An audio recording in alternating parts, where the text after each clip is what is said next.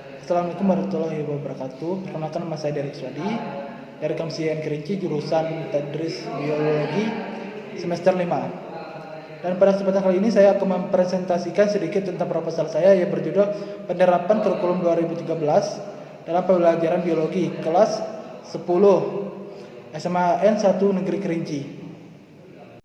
Baiklah, kita akan lanjut ke bab 1, yaitu latar belakang. Kurikulum 2013 merupakan kurikulum yang berlaku dalam pendidikan di Indonesia, ditetapkan guna menyempurnakan kurikulum sebelumnya yang memfokuskan pada siswa aktif.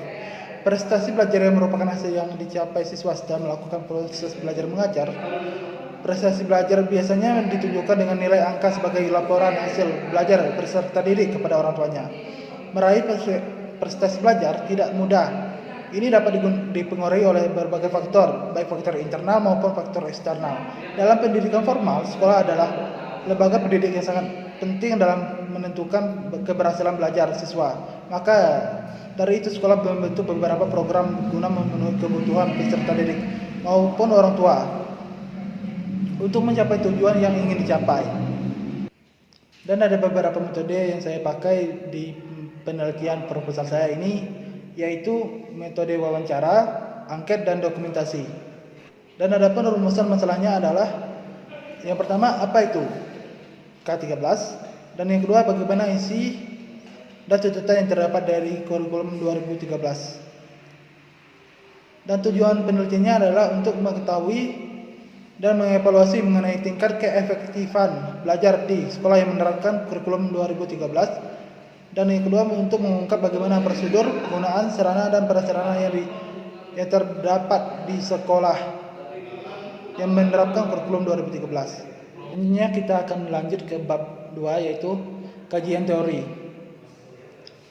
Yang pertama, definisi kurikulum 2013. Kurikulum 2013 berasal dari bahasa Latin, yaitu cure, yang berarti lomba lari.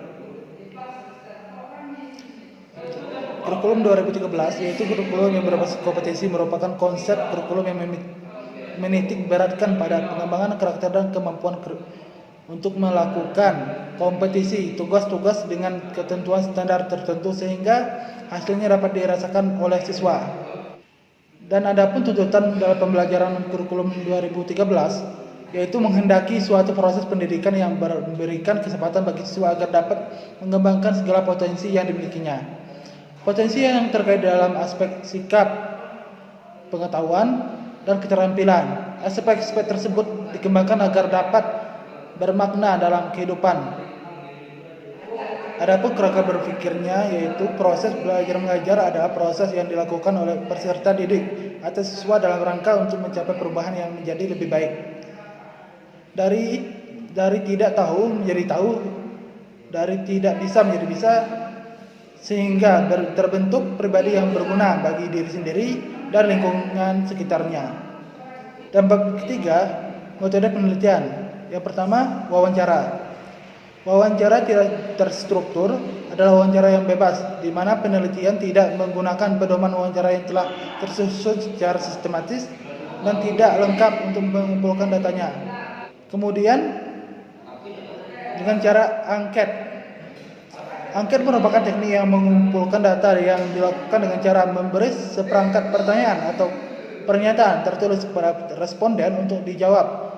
Angket digunakan dalam penelitian ini adalah angket tertutup karena pertanyaan tertutup akan membantu para responden untuk menjawab dengan cepat dan juga memudahkan penelitian dan melakukan analisis data terhadap seluruh angket yang telah dikumpulkan.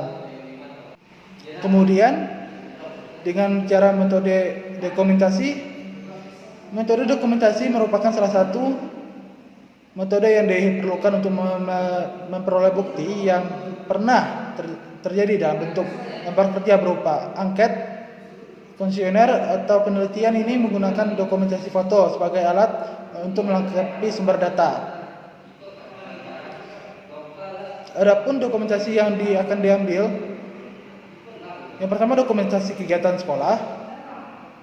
Yang kedua, dokumentasi program yang ada di sekolah. Dan yang ketiga, dokumentasi struktur organisasi sekolah dan lain-lainnya. Menurut Sugiono, dokumentasi adalah ditunjukkan untuk memperoleh data langsung dari tempat penelitian, meliputi buku-buku yang relevan, peraturan, dan laporan kegiatan, foto-foto, film, dokumentasi, dan data yang relevan penelitian. Sumber data ada dua macam, dan data penelitian yaitu sumber data primer. Data primer adalah sumber data yang langsung memberikan data kepada pengumpul. Dalam penelitian ini, data diperoleh oleh informan melalui proses kuesioner.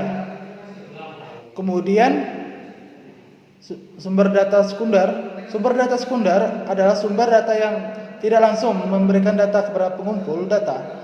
Selain data yang diperoleh dari dokumen, penelitian juga menggunakan keputusan sebagai bahan acuan tentang teori maupun informasi yang relevan sesuai judul yang digunakan.